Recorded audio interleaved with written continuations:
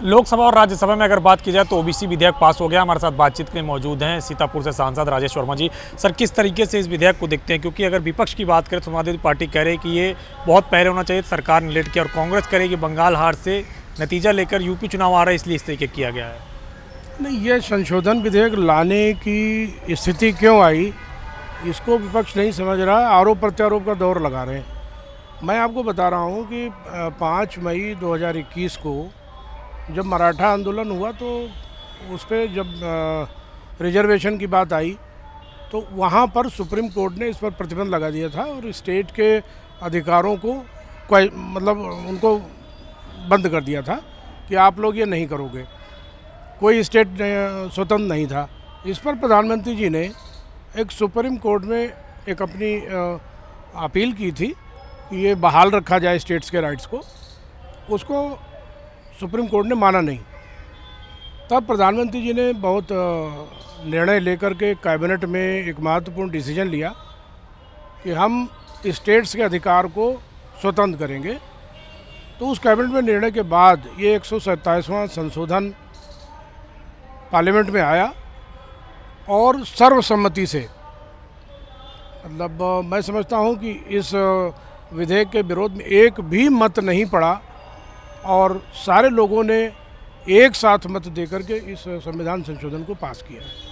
Sir, अगर बात करें तो अब जातिगत जनगणना की भी बात चल रही है, तो क्या आप लोग इससे सहमत है कि जातिगत जनगणना होनी चाहिए? क्योंकि स्वामी प्रसाद मौर्य ने भी ऐसी मांग की, उत्तर प्रदेश में मंत्री हैं वो, कई सारे सांसद मांग कर रहे हैं, अनुप्रिया पटेल भी मांग कर रही हैं।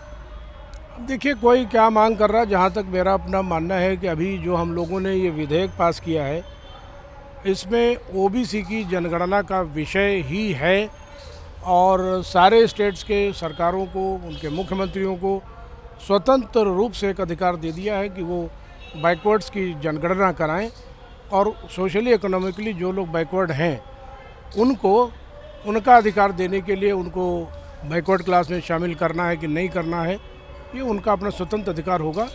और अभी इस बिल के द्वारा सिर्फ पिछड़ों की ही जनगणना की बात है।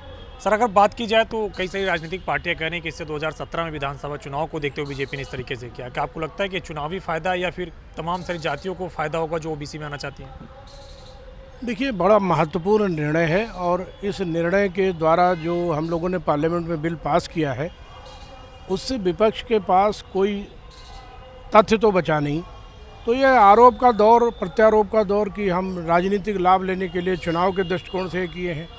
अभी मैंने आपको पिछले प्रश्न में बताया कि 5 मई 2021 को यह निर्णय आया था जब सुप्रीम कोर्ट ने राज्य सरकारों के अधिकार पर प्रतिबंध लगाया था। 5 मई 2021 का प्रकरण है, अभी हम लोग अगस्त महीने में इंटर किए हैं। इस दौरान हमारी सरकार, भारतीय जनता पार्टी के नेतृत्व में चल रही मोदी जी की सरकार सुप्रीम कोर्ट गई, सुप्रीम कोर्ट से राहत नहीं मिली।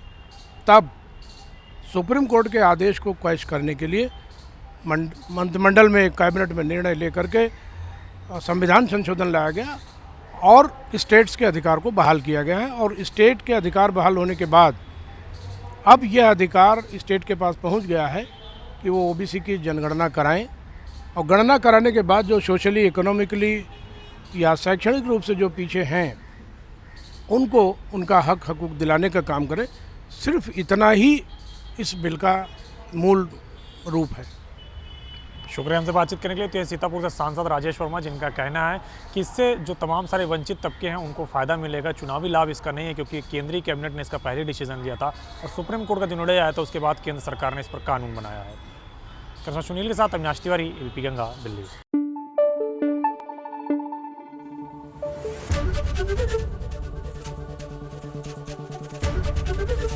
एबीपी गंगा, खबर आपकी, जुबान आपकी।